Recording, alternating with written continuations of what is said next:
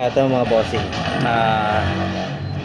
papalitin tayo nitong idler arm assembly. So siyempre gumamit na naman tayo ng ating mga pantanggal kasi mahirap tanggalin dito yung mga bossing sa lugar na to. So dito yung nakakabit mga bossing sa lugar na yun, mahirap paluin. So kailangan kung wala ka na itong pantanggal na to, medyo mahirapan ka. So ang sira nito mga bossing, eto kumakalog na to. Yan. So, yan. Malakas ng galog. So, ito mga bossing dito na nakakabit yan. Yan. May apat na tornilyo dito.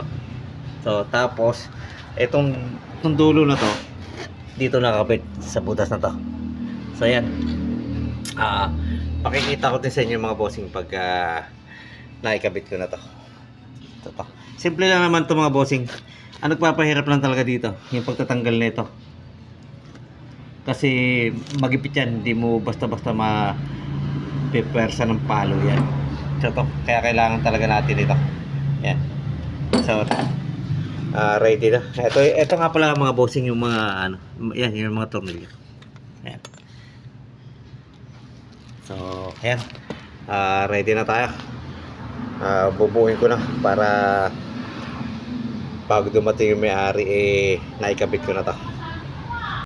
Ito na mga bossing, nakakabit na itong idler arm assembly natin. Ito yung mga tornilyo. Yan. May apat na nut dito na sa loob. So ang bolt natin doon sa likod, doon sa labas manggagaling. So ito, yan. Ito yung pinaka nut nitong idler. So ito, this 19mm yan mga bossing. So dalawang klase ang nito, ang nut.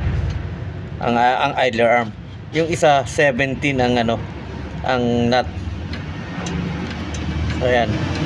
Ito 19.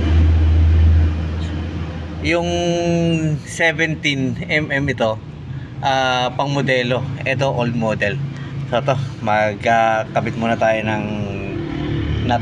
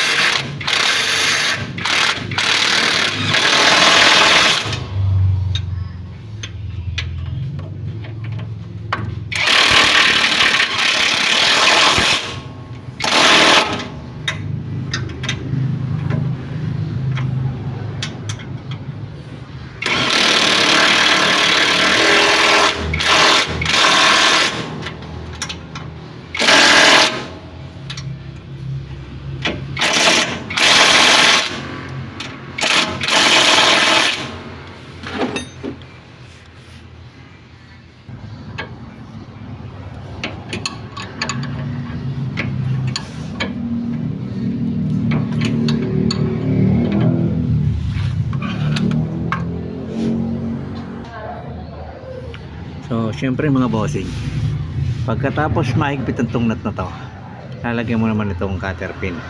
So, importante yan for safety yan mga bossing. So, kailangan laging may cutter pin. So, ayan, nakikabit na natin lang ating idler arm assembly. So, to, mahigpit na to, mahigpit na rin to, ito, mahigpit na rin to, may cutter pin na. So, okay na. Pagkatapos niya mga bossing, gulong naman ang ikakabit. So, ayan. Ito nga pala.